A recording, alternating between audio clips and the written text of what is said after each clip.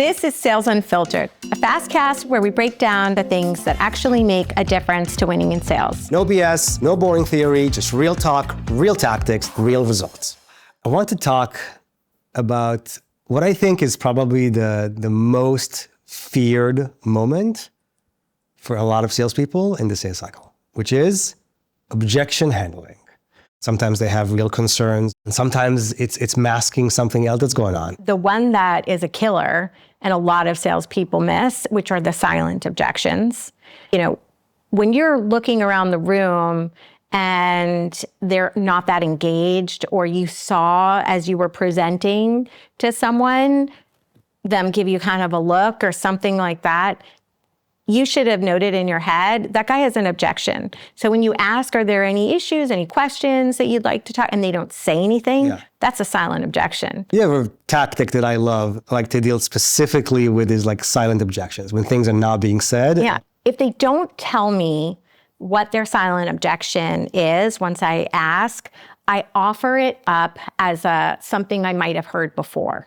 So it's a tactic. You're gonna bring in your own objections, even if none were offered to you. Exactly. It's better to surface it and address it head on, and talking about it is going to be way more effective than if you didn't say that out loud, and so I'm good and I can get done with this meeting without any objections. That's not the right strategy. I mean, the risk is that if there are objections that are not being spoken and addressed, you could potentially lose the deal and you wouldn't see it coming and wouldn't know why. Yeah. There's another value, which is if you bring up objections that you know you can crush to drive home that value proposition and potentially even position against your competition. I want to talk about spoken objections, because a lot of salespeople that I work with tend to take those at face value. Right? Like, client said X, they meant X. No, I mean, sometimes.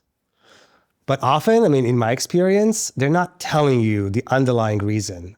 So my favorite strategy to employ is asking a million times, why?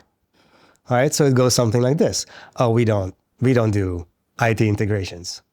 Oh, why do you have this policy in place? Oh, I know it's not really a policy. It's more of like, we prefer not to. It's like, oh, why? And they'll say, it's actually not us. It's the IT department. Actually, we had a bad experience with data security and we don't like our customers' data to go out there.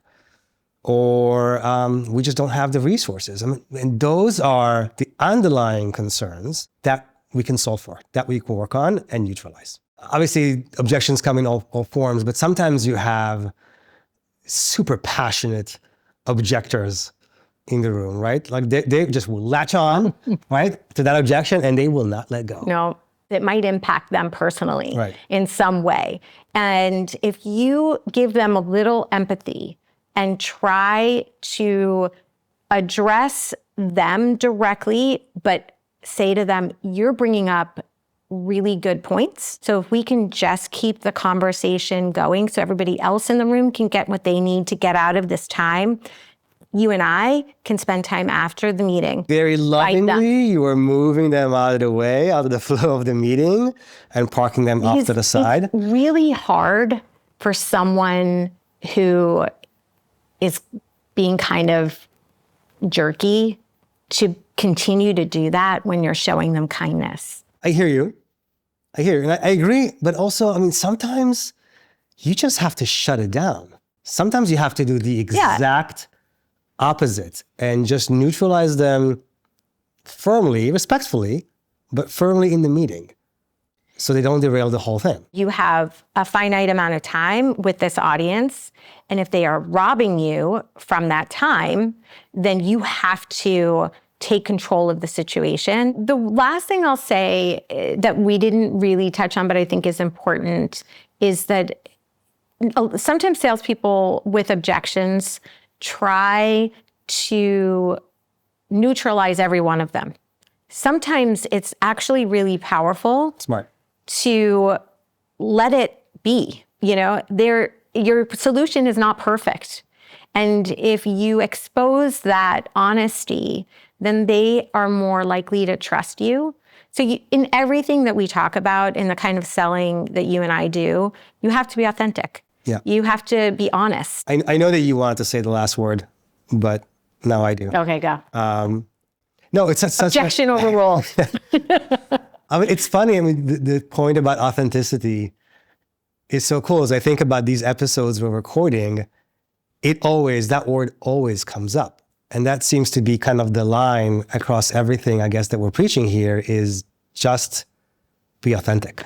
Yeah. No, I got the last word. Okay. Good job. You good job. Okay. You good job. Thank you for joining us. We hope you found this helpful. Drop us a note if you want to hear anything specific on the next episode. What am I going to say now? Well, I thought you wanted me to say the whole thing. No, I want to do it together. Okay.